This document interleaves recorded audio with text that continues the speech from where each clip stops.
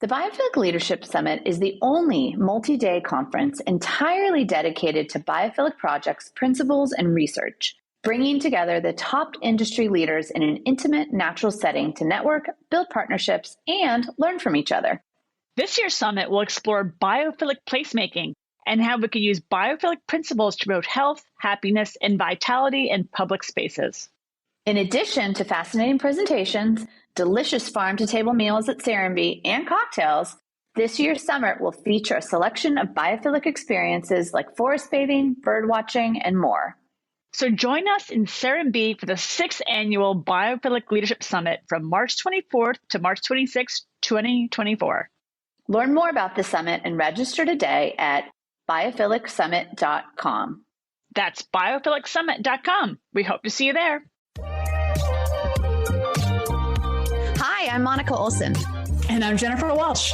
And you're listening to the Biophilic Solutions Podcast, where every other week we sit down with experts and thought leaders across industries in order to explore the innate connection between humans and nature and why we need nature to thrive.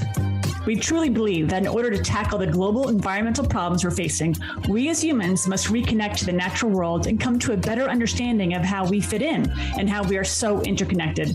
So in every episode, we'll interview new guests that help us uncover and highlight nature-based solutions to get us on a path to greater health, tackling climate change, and ultimately getting outside and connecting with nature. So let's get to today's episode. Hey, Monica. Hey, Jennifer. All right, what are we talking about on today's episode? So today we're diving back into one of our most popular topics, green building and biophilic design, with Mary Davidge. She's a leading expert on both of these topics. Mary was formerly the Director of Global Design at Google, where she was responsible for establishing the design vision of Google's large-scale campuses. Her passion really lies at the intersection of nature, health, and design, and she brought that passion to the many projects she has worked on throughout her career. She's also been recognized as a Living Building Challenge Hero, a LEED Fellow, and she received the IIDA's Leadership Award of Excellence in 2017. Yes, and like so many of our guests, access to nature early on in her childhood was a fundamental starting point for her career working in biophilic design.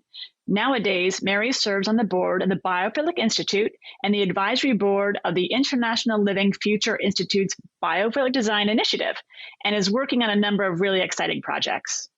It was really fun to catch up with Mary at this stage of her career since she's so focused on her advocacy work, especially where it concerns expanding access to green space and scaling biophilic ideas and principles. So let's get to our interview with Mary Davidge. Hey, Mary. Thank you for joining us today. How are you? I'm great. It's my pleasure. Thank you for having me. I'm so excited to talk about this topic. We are beyond thrilled that you're with us because we have so much to get to. So with that being said, we always ask our guests, can you give us a little bit of background about your story and how you got to where you are today? Well, I feel like I've already lived several lives, but they're always, in each kind of phase, there was this connection with nature, and it's been an important part of my growth. I am a California native. My family was a ranching family in Northern California, so I spent my summers until I was 18 years old on a ranch very kind of deep in the wilderness near Lassen National Park. And always really in small kind of cow camp areas where we basically spent our lives outdoors. When I moved to the Bay Area, I went to school here and began to work here, which is in the early days of the tech campuses. I've always worked in the South Bay on technology projects my whole career over several decades. I really was homesick for that.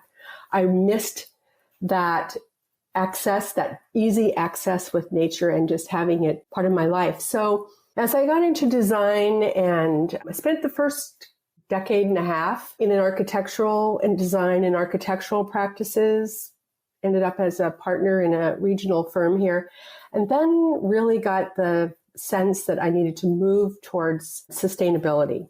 And that was in the late 90s, early 2000s, and I started my practice. But I took a sabbatical during that period to kind of figure out what I wanted to do next, and fortunately was introduced to Bill Browning and Jennifer Seal at the Rocky Mountain Institute, who were working on biophilia. And so I volunteered really for that year and helped to organize their biophilia library. I had been introduced to it as part of a project that I worked on in the 90s that was a Bill McDonough architectural project, and the firm I was with, RMW, was doing the interiors. So I had met Bill Browning earlier and I knew, oh, wow, this is an answer. This is like bringing together the things that I had loved most, both in my life and in design. At that time in the Valley here, in the tech companies, the photographs that we see today of those kind of like a sea of white sadness, one of my colleagues used to call it, of partitions and cubicles was really the norm. So it was very hard to describe to people and to clients why it was so important to do something different. But I just knew in my gut that it was necessary. So I had that experience. And then as I started my practice, Google was my first client. And luckily, this was in 2003, luckily the founders believed in this too. They knew, and they that access to nature, connection with nature. And I think it's really that we're all drawn to life. And it's pretty obvious to really good designers that you need to do that. But what happened in that was that the engineering mentality wanted data and wanted science behind it. And that it wasn't just intuitive design rhetoric, but that we used the best science. And it was really, really hard to answer that question at that time. So over the years, in those first years, you can look back at the Google spaces. There was always some kind of element of nature inside the spaces when they were mainly taking over, we used to call them hermit crabs, when they were taking over space of other organizations and really redoing the interiors. There was always some element of nature. But in the later years, as we started to really work on larger campus scale, urban scale, master plan, it became apparent that each time we started the process with a new design firm, we needed something more concrete than that, with a more of a solid scientific basis. So that's really kind of how I got from my childhood to the work that I've been able to do on biophilia.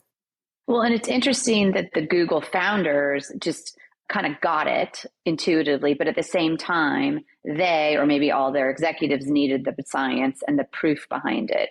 What did you guys do to sort of gather that proof? I know Bill's done a ton of research.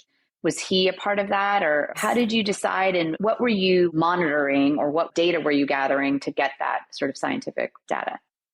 That's a really good question. And basically what we did was to look out there and see who had already been doing this work that we could call upon. And we were able to put together actually a great team. And it was, I have to say that it was led by our project manager, so to speak, for this was Sarah Architects, who had also already been doing a lot of this work. But Terrapin Bright Green was selected to help to create the guidelines, but we leaned heavily upon consultants to the team. Judi Heerwagen, Stephen Kellert was also part of that. And there were others too. Bree Sarte of Sherwood Engineers tried to help us to figure out how do you do it at the larger landscape scale too. So there were many people who gave input, but Terrapin really helped us to define what the guidelines would be. Because as I said before, it is often embedded in great design, but each time we would start a new project with a different architect, we would have to kind of try to articulate all over again what we had already learned. And if you look around in the South Bay area in San Francisco, south of San Francisco, where there are a lot of industrial buildings, really, we've kind of turned our back on the Bay over the years. There's not a lot of inspiration in nature at first glance. So a lot of times when we were working with architects from all over the world, a lot of times they would just bring with them their kind of preconceived notion. And it wasn't right. It was like, it was some nature from some other place that they thought was beautiful. So really those guidelines were meant to create something foundational that all of the firms would not have to start from scratch and we wouldn't have to explain the same thing over and over again. And as Google grew, that was not possible for us to always be in the room to have that personal conversation.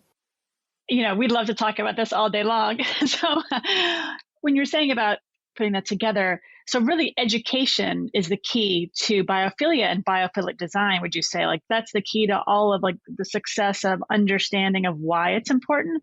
Is that what you think is what people are really looking for, is that education that you need to share? I do think that's really important.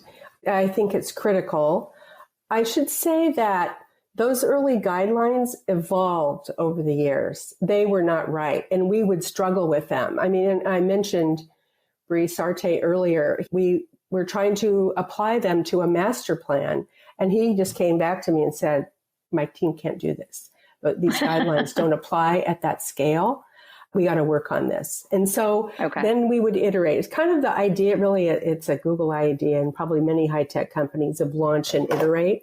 So yes, I think education is really important, but I also feel like there is still so much that we don't know, which is what I hope that you all continue to do, is that we had some science about what makes us drawn to nature, but there's still, now that we have these projects, there's still a great need to collect the data, see which elements of biophilic design have the greatest impact. So I would say it's really kind of bookended by, do you know Swarm Rules from the book by Daniel Goleman?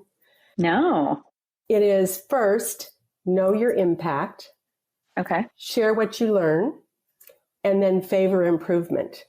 Nice. And I just think those are a beautiful, beautiful context for what needs to happen in biophilia, and it's taken from nature. So I really think it's those three things. I love that.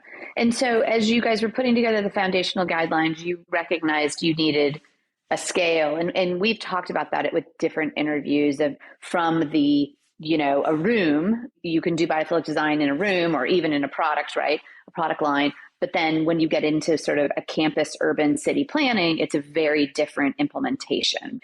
So today, obviously you're not at Google anymore, but you were there in-house, I think close to 10 years. And prior to that, you were with them for many prior. Did you start by saying in the green building world, right? LEED is a very well-known, it's pretty commonplace to understand what that is. Most commercial buildings, it's almost a requirement to build anything new these days. Were you able to at least start with something like that and say, LEED has these 4 things, but we're going to build on it? Or International Living Future with their pedal, where did you start and where is Google now and or the built environment now? Where should people start when they're doing a project? Well, it's very different now because there are tools. And I would say that in the early LEED, there was not a lot. And in those first years, there was not. But from the very beginning, when the Living Building Challenge was introduced by ILFI, biophilia was part of their guidelines.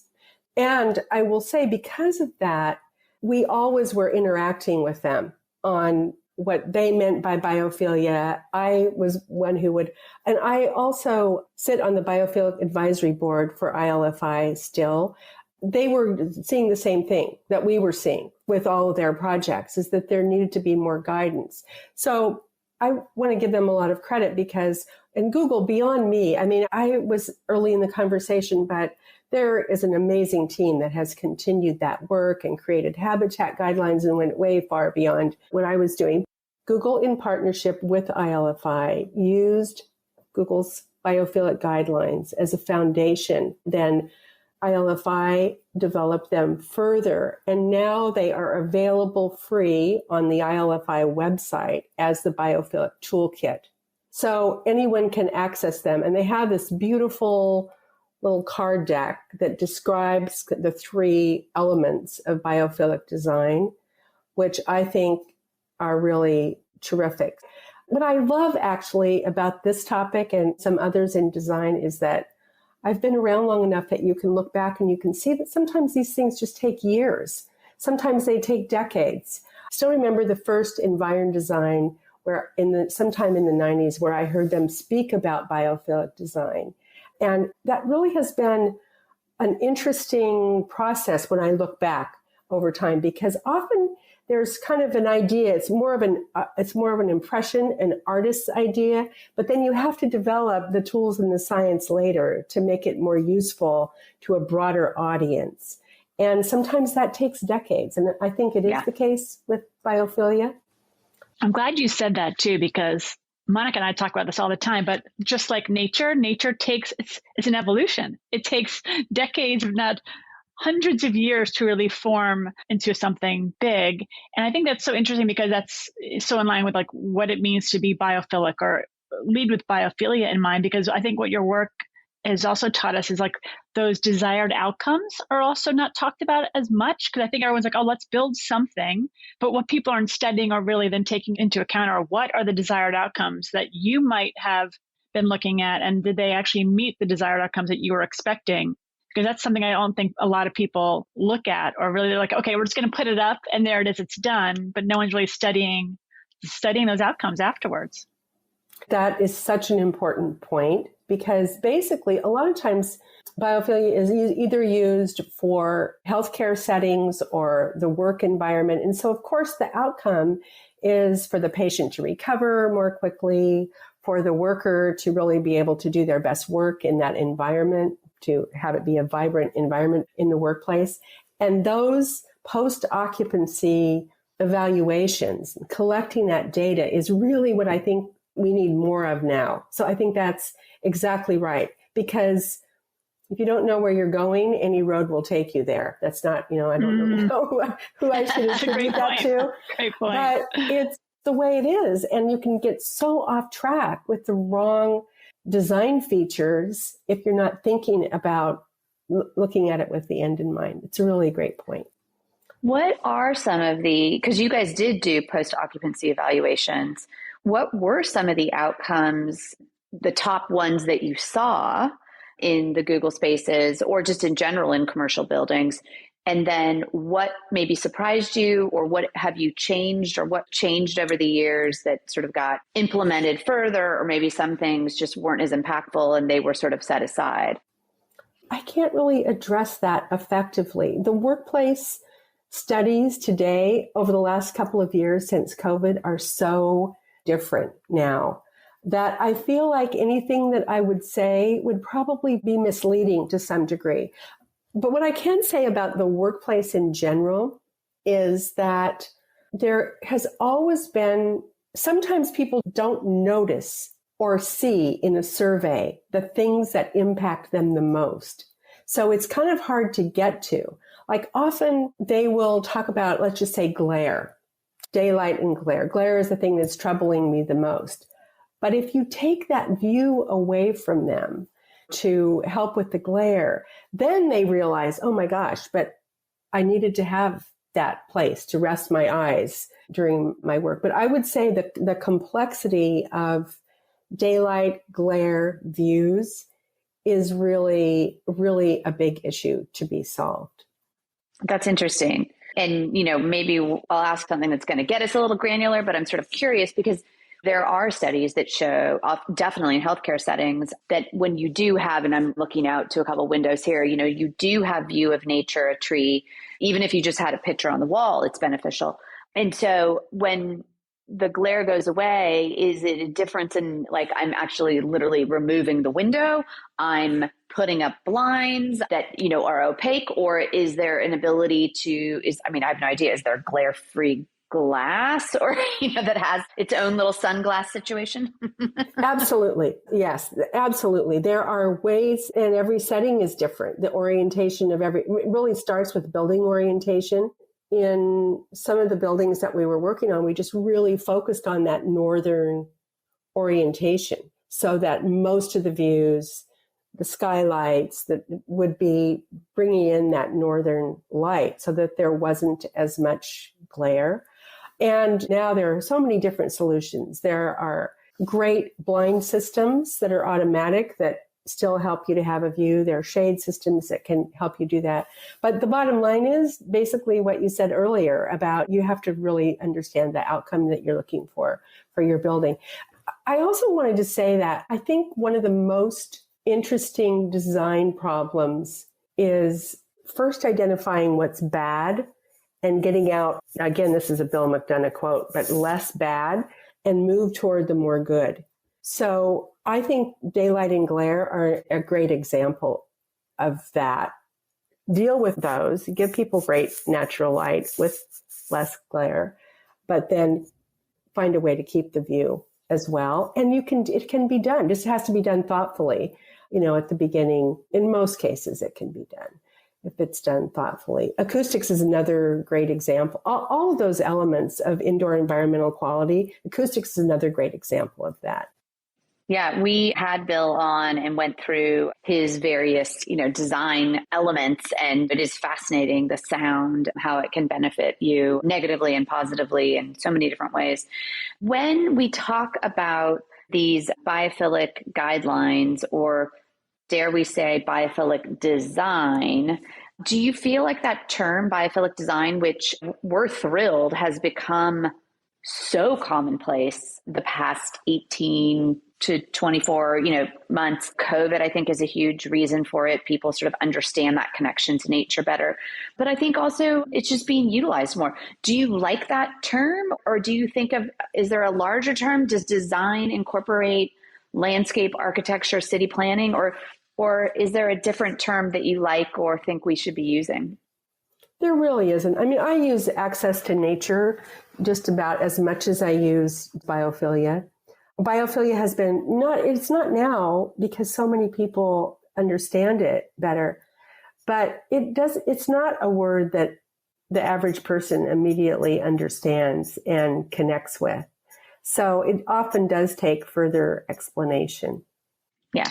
I have a question for you. Considering that when you're talking about doing less bad and more good, I think that has a lot to do with the term about thinking about sustainability. So I have a question for you, because I think about this all the time, that people are always talking about sustainability in building and creating products. But I always think that when we talk about sustainability and everything, we can't feel sustainability, but we can feel nature.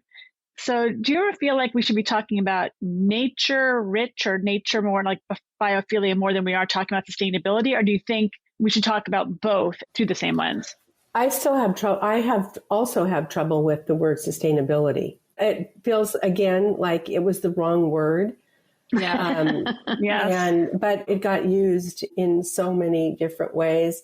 And now I hear more the words resilience or restorative or regenerative. There's confusion about those words too. So I'm not sure about the language, honestly. But what I do think is that there is so much polarity on the issue of sustainability or climate change, but there's not polarity on our love of nature. And I have an example of this that is maybe not exactly relevant to our topic, but my family home that I talked about earlier was burned in the Dixie Fire in 2021. I'm so sorry. Oh, wow. Which is a sad thing. There's always, though, nature after a fire is just such an interesting, it's interesting and it's good. And the fire wasn't good, but how resilient nature is really great to see. What I will say, though, is that in that community, it was and probably still is, a very kind of politically polarized group, from ranchers to timber companies to people who own vacation homes and so on.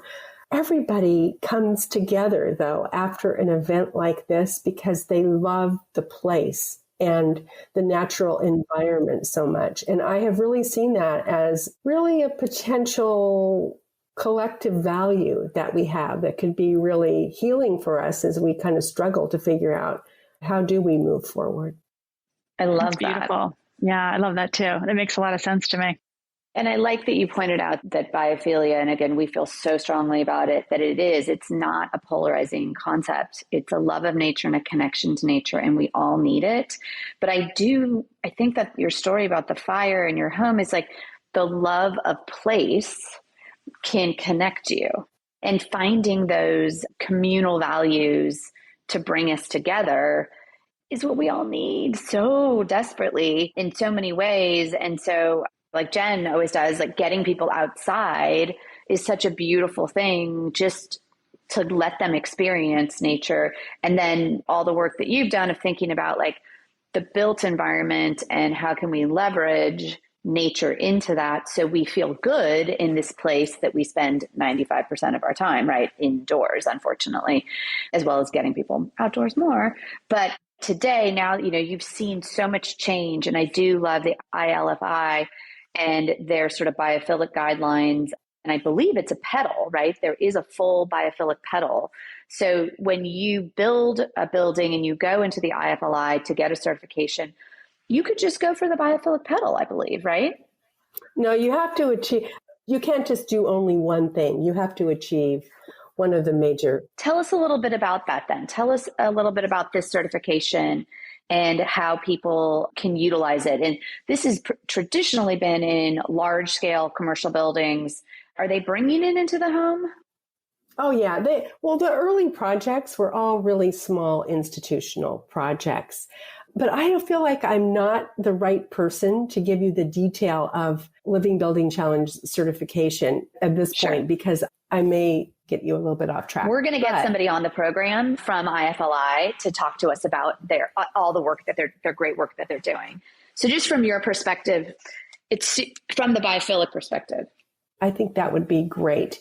Well, and the thing that I think is most, whether you're looking for, and the thing about Living Building Challenge is it is an aspirational certification. So not every project is able to do it, but that tool, everyone can use that toolkit toward developing more biophilic, more projects that have real elements of biophilia that are going to have an impact. And I would say, and it's really broken up into 3 categories: direct nature, natural patterns, and places and culture. So what that means is that is there access to real live nature in your environment? The natural patterns are more elements that could come from nature, that remind us of nature, that look like nature, that feel like nature, that you still feel like you've got some connection there. And then the last one, which I love, is places and culture. And the very last, I mentioned those cards before, the very last one is avoid placelessness. Oh, so I love that. I know. That's Don't great. You love it? And here's what I would say about it is that often what I would see, I'm so grateful that I had like the first half of my career really as a practitioner in design, and the second half reviewing the work of other amazing designers and firms. What I would often see with even the best firms, and I mentioned this earlier, is that they didn't get that place piece. They would come to the South Bay, Silicon Valley with elements from some other nature somewhere else. And we would say, just live here a bit, just sit here a bit, just understand. The best designers always do that and really look at the environment. For example, and there's a lot of press about this project because it just received its LEED Platinum plaque on Friday at the end of Greenbuild. But the Google Bayview campus was one of the projects that I feel is one of Google's best projects so far. It's over 1 million square feet, 1.1 million square feet, right at the edge of the bay. And the first kind of passes at biophilia, it was designed by Bjarke Ingels Group and Heerwagen Studios together. Early conversations, because they are not from the South Bay, I was so impressed with them because they just went out and spent time on that site and really, really absorbed it. And I still remember, I think the first day that he saw the site, Thomas Heatherwick saying, it's really about the place, isn't it? It's really about this place. And what we came to over time was that we had wetlands to the north of us and the bay to the north of us. And you hardly even know that when you usually drive around those industrial parks, but it's right there. And we had the beautiful eastern foothills to one side, oak woodlands to the other side, and then to the south, the redwoods. So we really used that orientation and the environment from that place for everything, for the design palettes on the interiors, for the landscaping design on the site. It became an orienting device, and you couldn't really work on the project without understanding it. So I know that I'm very grateful to be able to have worked on a project of that scale. Many projects are not of that scale, but I think that you can always, no matter how small the project, really understand that the context that you're in has some nature. There's something there that you can draw upon that makes you feel that you're part of that place. So I love it. Coming back to Living Building Challenge, I love it that ILFI has been an advocate for this. Over the years, has continued to develop guidance and has something like avoid placelessness in the guidance, because I have found it to be, earlier we were talking about the outcomes. I have found this to be one of the most important outcomes that you can achieve. Oh, that touches a chord with me for sure. Because you think about the places and spaces you go and how they move you versus going somewhere that is placeless and just there's a void of any feeling, emotion, and bringing something else inside that doesn't even belong there feels awkward. Yeah. Well, we talk about that a lot, just driving through the country, the world, these suburbs and exurbs they have no sense of place. You could be in anywhere USA. And a word I learned the other day was a strode. It's a road that is so big that you can't really walk on it. It's just really to get cars through, and it's just fast food and big commercial. And that's a huge part of the problem in the country, right? Is that we've built so poorly over the years without any real sense of place. So I love that. Could I just add something to that? Because I think you're so right. And I think often I'm going to use that word too now, I think those stroads end up cutting a place apart. And often those that have the least opportunity to advocate for themselves end up in the worst of places, often because of those unfortunate decisions about transportation in large roadways, freeways, and so on. And really, I failed to mention it earlier when we were talking about what are the outcomes we want. I really think advocacy for having biophilia and access to nature for everyone is one of the most important things that we can do right now.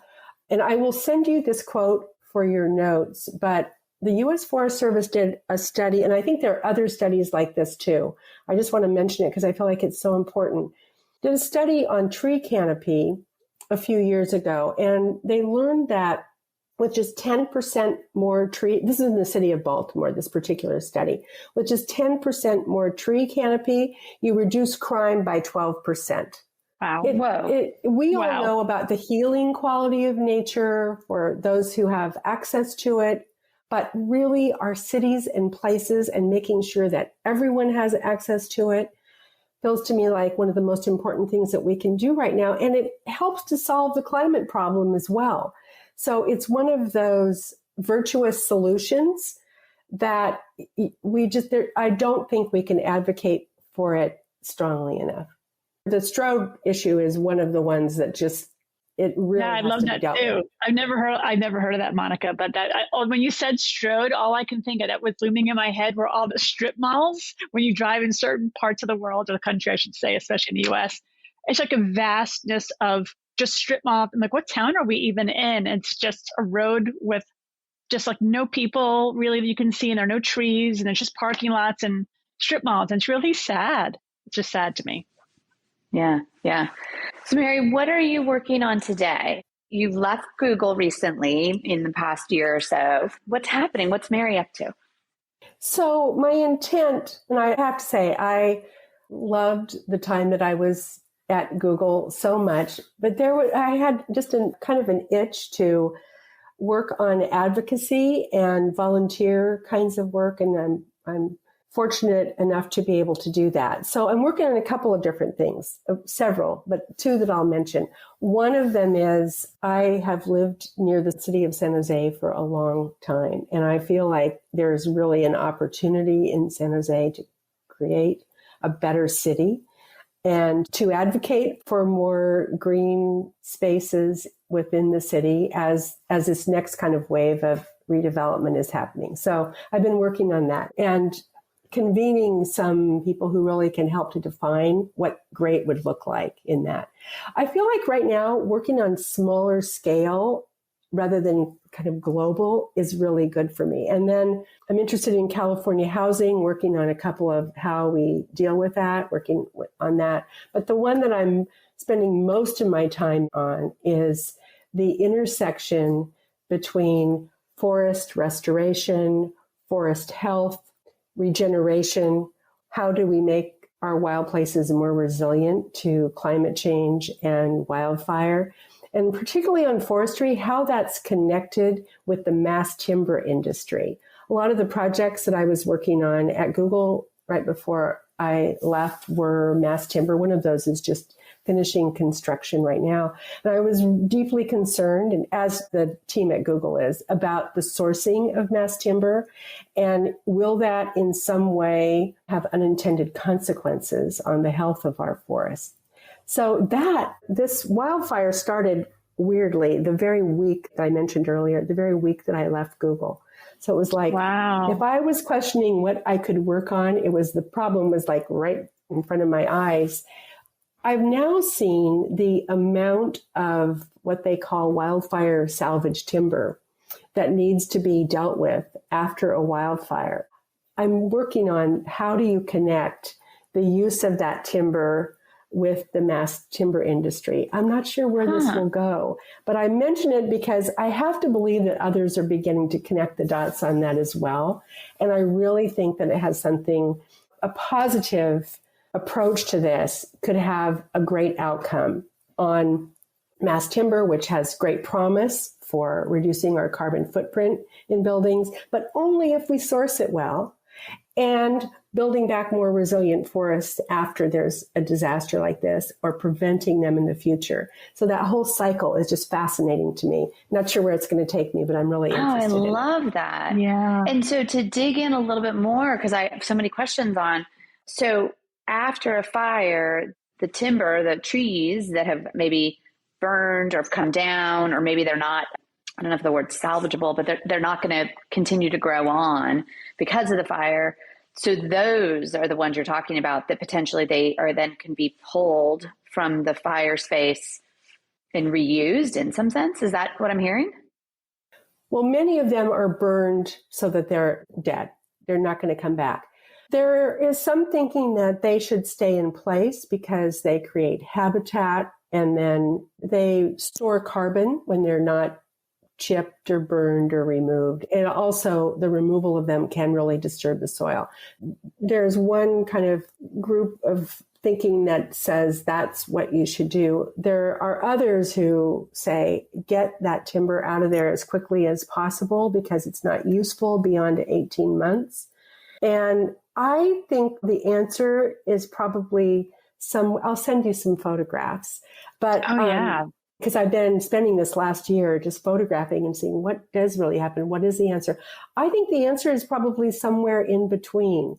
And I believe that there are some foresters who really are doing this well. I think a lot of the tribal forests are they figured it out a long time ago, and we're now figuring out that they had the answers a long time ago.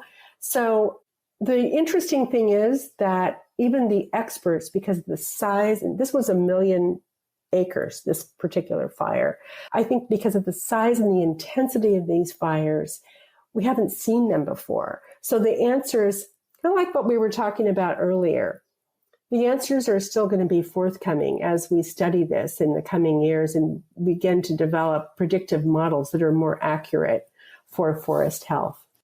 Would that be the same thing you think about like what's happening or what happened in Fort Myers with a hurricane? So maybe there are more hurricanes coming and all these trees that are just completely pulled out of their roots and they're just laying there. So when you look at the destruction of the trees and on these areas of hurricane routes, it's devastating. So I wonder if that's another they can use. I never thought about it being used that way. That's fascinating.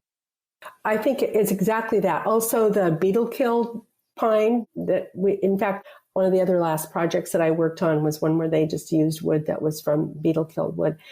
But I think that's right. How do we more effectively use salvaged timber as opposed to cutting down green timber and restore the land after these disasters, as opposed to really creating more havoc by trying to take it out and not doing that well. I want to put a caveat here, though. I have absolutely no expertise on this topic. I'm fascinated by it. I'm studying You're getting there. You're definitely getting it there. I'm observing it. I want to advocate for the right thing. But in design, I can talk about that and feel like, oh, I have a lot of expertise. But in this, I'm really, really trying to understand it. So I could be saying something here that's not helpful. No, I think really interesting. Your willingness to dive in and weed through these questions is going to be probably invaluable as you continue your work on it. That's really exciting to hear about it. Well, is there anything else you want to add or share with us? I definitely would love to dig into mass timber, but I think we're running up against time. That could be a whole other podcast. I guess maybe a question might be like, what's next for biophilia in the built environment? Gosh, I hope that the various organizations who are working on biophilia can come together, agree upon what good looks like, what the outcomes are that we're trying to achieve, observe where we have projects that are actually doing that, and then come back and measure the outcomes. I really just think it's that whole cycle of, for our industry not to be confusing, because there are a number, you all are doing great work on this. There are a number of organizations, Biophilic Cities, ILFI, number of organizations that are doing great work on this. So my hope is that there's some connection between them and some agreement on what good is and finding ways to work together to measure those outcomes. Wow, that's a perfect way to leave it. Absolutely. Mary, thank you so much for your time today. We so appreciate your sharing of your wisdom and your thoughts, and we can't wait to the next time we speak again. My pleasure. Thank you for having me. It's been great to talk with you too. Thank you, Mary. Jennifer, that was a fascinating conversation. And the first thing I'd really like to dive into is the idea of the early days of Mary's career, when she stated office design was really all about cubicles and partitions, which I remember sitting in. Me too. Was really, that was awful, with no concerted effort to do anything besides getting our butts into seats. However, it sounds like she was savvy enough, and so were Google's founders and leaders, to recognize that incorporating nature as a biophilic design principle into the workplace had the power to absolutely transform what an office environment could look and feel like. Right. And then to think about scaling that to the campus level design, where it really is so much more than just rented office space. It's the whole network or ecosystem that fulfills a variety of needs for a huge number of people. Yeah, and I thought it was interesting when she described how biophilic design felt really intuitive to her, as well as the Google's founders, yet they needed to bring in the Bill Brownings and Judi Heerwagens of the world for proof of concept, because other executives and partners, needed more metrics and sort of that hard data evidence. Yeah, and something we always talk about that I really loved was the importance of a place and establishing a real firm sense of a place. I think it's really interesting that the Living Building Challenge has identified place as one of their major criteria. Yes, and it brings us back to the conversation that we had about stroads, which signify the opposite. Part of the reason that stroads are so depressing is that their sense of placelessness that Mary talked about. She's so right that these placeless environments cut off the most marginalized groups even further, which circles back into the relationship between tree canopy, health disparities, and crime rates, which was really interesting. I know that we can achieve so much by simply prioritizing access to nature across all cities and places. And I do think that the placemaking concept has a big role to play. Oh my gosh, absolutely. I also think our current fascination with timber is something we should dive into more on this podcast. That was so incredibly interesting to me. Yeah, really fascinating. And she was clear that she's not the authority on it, yet she does seem to really have her arms around the issues with salvage timber versus green timber versus should we leave felled or fire consumed trees for animal habitats. I'd love to interview someone who can speak to all of these competing ideas, but also have the balance of is it a good biophilic approach to be using so much timber? Yeah, it's so interesting. That'd be great. Okay. Well, as always, we have a bunch of resources in our show notes for anyone who wants to learn more, and we'll be back in a couple of weeks. All right. Talk to you later, Jen. Bye, Monica. Thanks so much for listening. And if you're enjoying the podcast, we would love for you to follow us on your favorite podcast app, give us a 5-star rating, and please leave us a review. It really goes such a long way towards helping us reach a wider audience and sharing these amazing interviews and solutions with the world. Absolutely. So thanks so much for following and reviewing the podcast, and we'll be back with another amazing interview in 2 weeks. You're now a part of the Biophilic movement.